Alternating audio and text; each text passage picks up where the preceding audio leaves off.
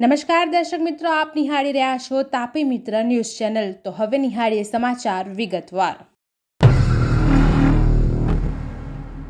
Jasdan Atkot highway પર રાત્રે car અને એક્ટિવા વચ્ચે અકસ્માત સર્જાયો હતો। અકસ્માત સર્જાતા કાર પલટી મારી ડિવાઈડર ઉપર ચડી ગઈ હતી, જ્યારે એક્ટિવા ચાલકને ગંભીર ઈજા થતાં રાજકોટ ખાતેની હોસ્પિટલમાં ખસેડવામાં આવ્યા હતા।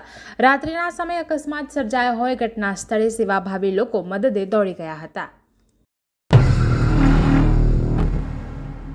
રાજકોટ કોટેજા ચોક ખાતે NSUIના કાર્યકર્તાઓ દ્વારા વિરોધ પ્રદર્શન કરવામાં આવ્યું હતું। દાહોદના તોણી ગામમાં 6 વર્ષીય માસૂમ બાળકી સાથે દુષ્કર્મનો કિસ્સો સામે આવ્યો હતો। તે બાબતે વિરોધ પ્રદર્શન કરવામાં આવ્યું હતું। બાળકીને ન્યાય મળે તે માટે NSUIના કાર્યકર્તાઓ દ્વારા વિરોધ કરવામાં આવ્યો હતો। NSUIના કાર્યકર્તાઓએ કોટેજા ચોક ખાતે ટ્રાફિક જામ કરીને વિરોધ કરી ન્યાયની માંગણી કરવામાં આવી હતી। પોલીસે NSUIના તમામ કાર્યકરોની અટકાયત કરી હતી। જગવિખ્યાત સોમનાથ મંદિર નજીક વહેલી સવારથી તંત્ર દ્વારા મેગા ડિમોલેશન હાથ ધરવામાં આવ્યું છે, જેમાં 6 થી વધુ ધાર્મિક સ્થળો સહિતના અસંખ્ય દબાણો, JCB, હિટાચી મશીનો, ડમ્પરો સહિતના સાધનો સાથે દૂર કરવાની કામગીરી હાથ ધરાઈ છે। ગીર સોમનાથ જિલ્લાના ઇતિહાસમાં સૌથી મોટું કહી શકાય એવા આ મેગા ડિમોલેશનમાં જિલ્લા collector Digvijaysinh Jadeja, range IG Nilesh Jhanjhadiya, SP Manoharsinh Jadeja સહિતના મુખ્ય અધિકારીઓ વહેલી સવારથી સ્થળ ઉપર હાજર રહી ડિમોલેશનની કામગીરીનું માર્ગદર્શન કરી રહ્યા હતા। ત્યારે 2 દિવસ ચાલનાર આ ડિમોલેશનને લઈ કલેક્ટર દ્વારા ભારતીય ન્યાય સંહિતા 223 લાગુ કરી 4 વ્યક્તિઓના એકઠા થવા પર પ્રતિબંધ લાદવામાં આવ્યો છે। ગુજરાતમાં ચોમાસું સમાપ્ત થવાની આરે ઊભું છે। આથી છેલ્લા કેટલાક સમયથી ભારે વરસાદથી ચિંતિત લોકોને હાશકારો થયો છે। હવામાન ખાતાએ રાજ્યમાં છૂટાછવાયા વરસાદની આગાહી કરી છે અને વાતાવરણ સૂકું રહેશે તેમ જણાવ્યું છે। સિસ્ટમ સક્રિય થતાં 3 દિવસથી વરસાદી માહોલ સર્જાયો હતો। હવે ચોમાસું વિદાય લેશે।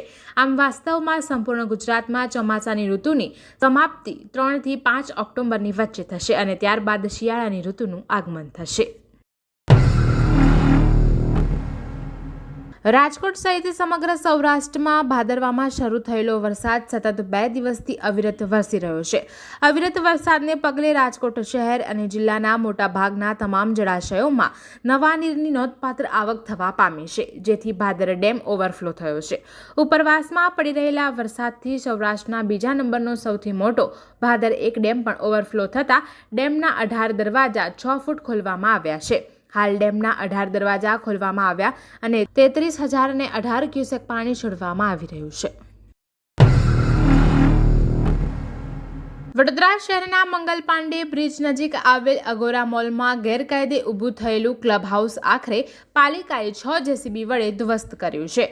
અગાઉ TDO વિભાગ દ્વારા 3 દિવસ મુદ્દતની નોટિસ પાઠવવામાં આવી હતી। આ અંગે પૂર્વ વિપક્ષી નેતા અમીર રાવતે પ્રતિક્રિયા આપી છે કે 6 વર્ષ લડત ચલાવતા અમારી સામે 1100 કરોડનો માનહાનિનો કેસ કરી ધરપકડ કરાવી હતી।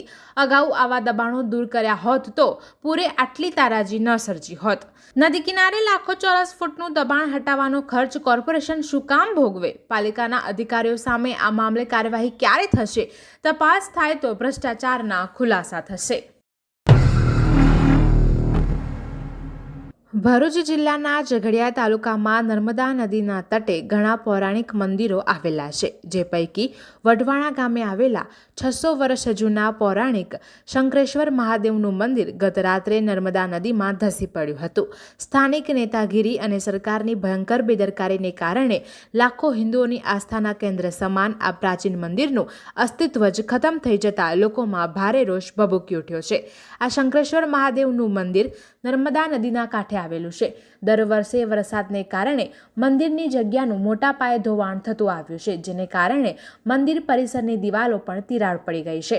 મંદિરના મહંત સિયા શરણદાસજીએ આ સ્થિતિને ધ્યાનમાં રાખીને દહેશત વ્યક્ત કરી હતી કે જો તુરંત પગલાં નહીં લેવાય અને સંરક્ષણ દિવાલ બનાવવામાં નહીં આવે તો મંદિરનું અસ્તિત્વ જોખમમાં છે। ગંભીર બાબત તો એ હતી કે ગર્ભગૃહ સ્થિત શિવલિંગ પણ 1 ઇંચ નીચે જતું રહ્યું હતું। આ વખતે પણ ચોમાસા દરમિયાન મંદિરની જગ્યાના કેટલાક ભાગનું ધોવાણ થયું હતું। દરમિયાન ગત રાત્રે ભેખડનું ધોવાણ થતાં શંકરેશ્વર મહાદેવ મંદિર આખું નર્મદા કિનારા પરથી નદીમાં ધસી પડ્યું હતું। MS યુનિવર્સિટીની ફેકલ્ટી ઓફ આર્ટ્સના ટેરેસ પરના પોતાના જીવના જોખમે ફોટોશૂટ કરાવી રહેલા યુવાનોનો વિડીયો વાયરલ થતાં સત્તાધીશો દ્વારા તપાસના આદેશ આપવામાં આવ્યા છે. વિડીયો વાયરલ થતાં વિદ્યાર્થીઓની સુરક્ષાને લઈને અનેક પ્રશ્નો ઊભા થઈ રહ્યા છે. આ વિડીયો આર્ટ્સ ફેકલ્ટીના ડોમ પાસેના ટેરેસનો હોવાનું તેમજ કોઈ વિદ્યાર્થીઓ દ્વારા જ ઉતારવામાં આવ્યો હોવાનું સૂત્રોએ જણાવી રહ્યા છે.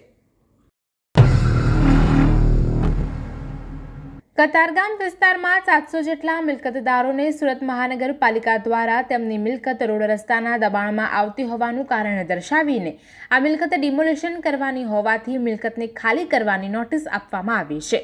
જૂના પોલીસ સ્ટેશનથી લઈને સિંગણપોળ 4 રસ્તા સુધી 700 જેટલા દુકાનો અને મકાનમાં રહેતા લોકોને સુરત મહાનગરપાલિકા દ્વારા નોટિસ આપવામાં આવી છે.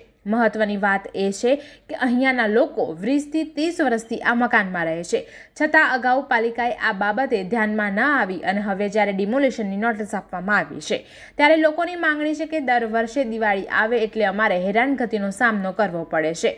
ગયા વર્ષે પણ દિવાળીના દિવસો બાકી હતા ત્યારે તંત્રએ અમને હેરાન પરેશાન કર્યા હતા અને આ વર્ષે પણ હેરાન પરેશાન કરવાનું શરૂ કર્યું છે. કતારગામ રહીશો દ્વારા જિલ્લા કલેક્ટરને આ બાબતે રજૂઆત કરવામાં આવી હતી અને કલેક્ટર કચેરી ખાતે વિરોધ પ્રદર્શન કરવામાં આવ્યું હતું.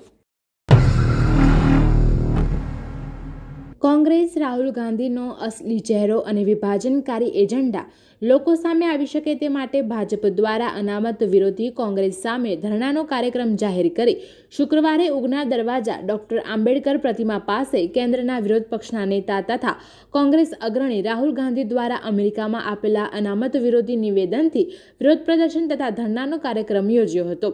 અનુસૂચિત જાતિ મોરચા, અનુસૂચિત જનજાતિ મોરચો અને બક્ષીપંચ મોરચો તેમજ અન્ય પછાત વર્ગ જાતિના અગ્રણીઓ દ્વારા અનામત વિરોધી કોંગ્રેસ સામે ધરણાનો કાર્યક્રમમાં પ્લે કાર્ડ બતાવી કાળી પટ્ટી લગાવી નારેબાજી કરી વિરોધ પ્રદર્શન કરવામાં આવ્યું હતું. દર્શક મિત્રો, આ હતા અત્યાર સુધીના સમાચાર. આવા જ મહત્વના સમાચાર નિહાળવા જોતા રહો તાપી મિત્ર ન્યૂઝ ચેનલ અને હા, સબસ્ક્રાઇબ કરવાનું ભૂલશો નહીં.